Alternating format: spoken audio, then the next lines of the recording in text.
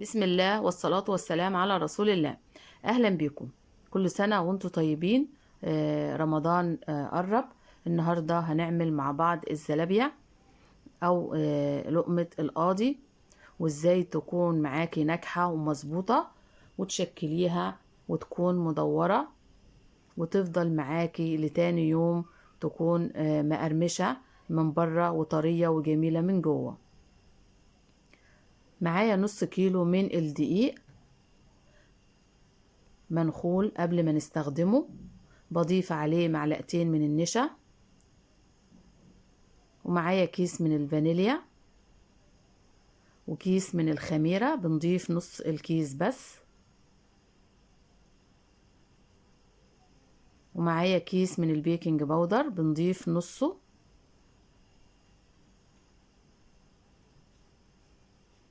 رشة من الملح، معلقة من السكر، وبقلب كل المكونات مع بعضها. ومعانا مية دافية بننزل بيها بالتدريج. الجو برد فهنستخدم مية دافية علشان الخميرة تشتغل، وبننزل بالمية بالتدريج وبنقلب كويس جدا لحد كل المكونات ما تتعجن مع بعضها.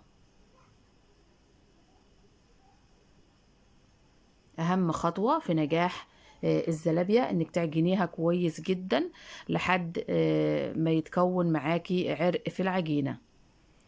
شايفين هو ده القوام اللي محتاجينه من العجينة، وبنقلب فيها كويس جدا حوالي 10 دقايق.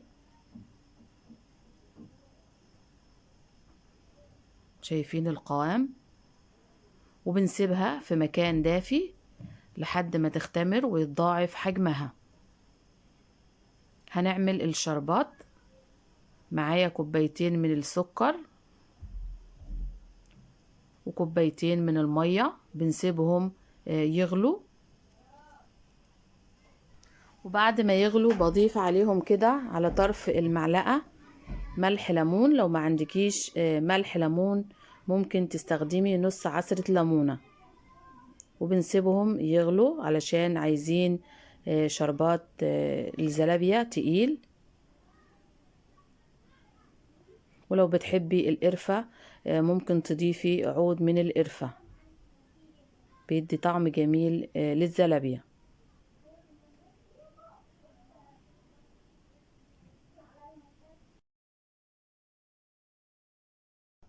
لو عندك القمع البلاستيك اللي زي كده هنشكل بيه الزلابية اللي معانا.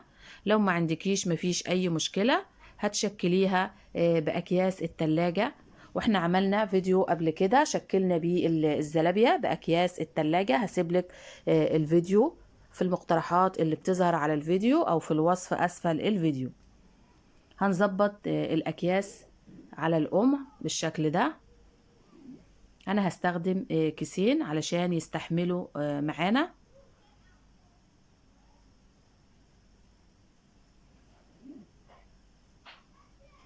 وهنشكله بالقمع بتاع بلح الشام. طبعا الزلابية اللي معانا مش هتاخد شكل بلح الشام علشان هي عجينة طرية جدا. كل الهدف من استخدام القمع علشان تكون متساوية معانا وتطلع كلها شكل واحد. وهي بمجرد ما بتنزل في الزيت بتنفش معانا وبتاخد شكل مدور.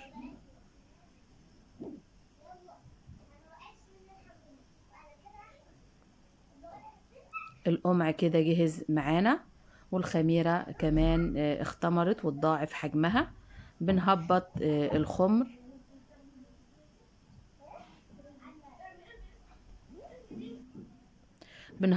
الخمر علشان الزلابية اللي معانا ما تكونش فيها فراغات كتير.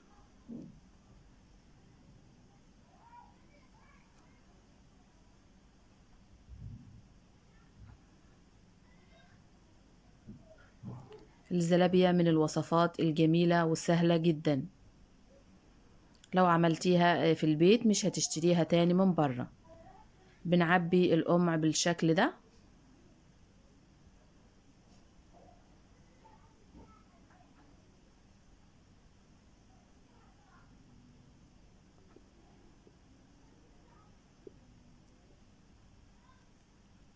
وبنشكل الزلابية في الزيت يكون سخن. بندهن المقص بالزيت وبنشكلها بالمقص بالشكل ده. طريقة جميلة وسهلة جدا، وهتريحك في عمل الزلابية. شايفين بمجرد ما بنقطع الزلابية وبتنزل في الزيت بتنفش ويتضاعف حجمها. بنقلب، طبعا ايدنا لازم تكون في الزلابية على طول، بنقلب فيها على طول. بمجرد ما تاخد لون خفيف بنخرجها. احنا هنقليها قليتين. اول قلية بنسيبها تاخد لون خفيف بالشكل ده، وبعدين بنقليها القلية التانية.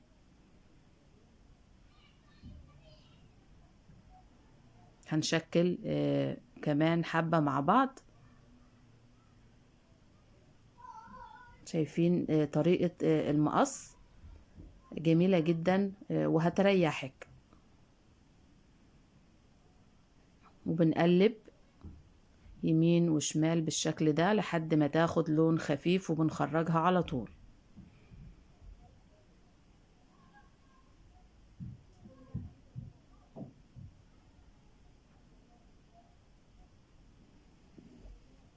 الوصفة الأساسية للزلابية بنستخدم فيها مية ورد. لو مش متوافر عندك مية الورد بنضيف فانيليا زي ما استخدمنا في الفيديو. بنقلب كويس جدا في الزلابية، ومجرد ما تاخد لون خفيف بنشيلها على طول.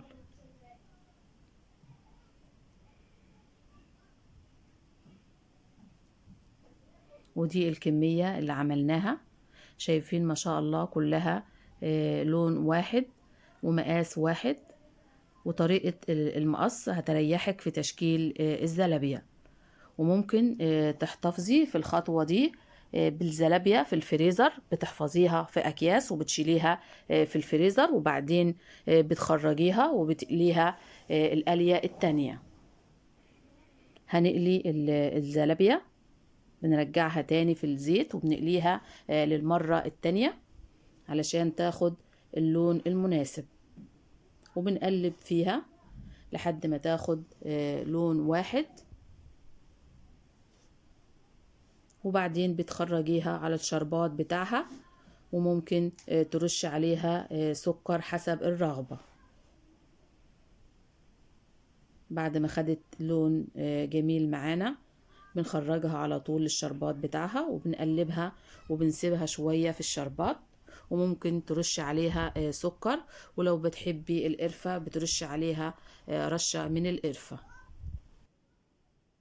ودي الزلابية اللي حطيناها في الشربات، بتسيبيها شوية في الشربات لحد ما تشرب الشربات بتاعها، وبعدين بتطلعيها في مصفى وبتقدميها وبألف هنا. وده كان فيديو النهاردة، فيديو جميل وسهل. جربي تعملي الزلابية في البيت، هتطلع معاكي ناجحة ومظبوطة ومش هتشتريها تاني من بره. لو الفيديو عجبكم ما تنسوش تحطوا لايك للفيديو وتشتركوا في القناة وتابعوا باقي الفيديوهات الموجودة على القناة، واستنونا في فيديوهات تانية بمشيئة الله وفي حفظ الله ورعايته.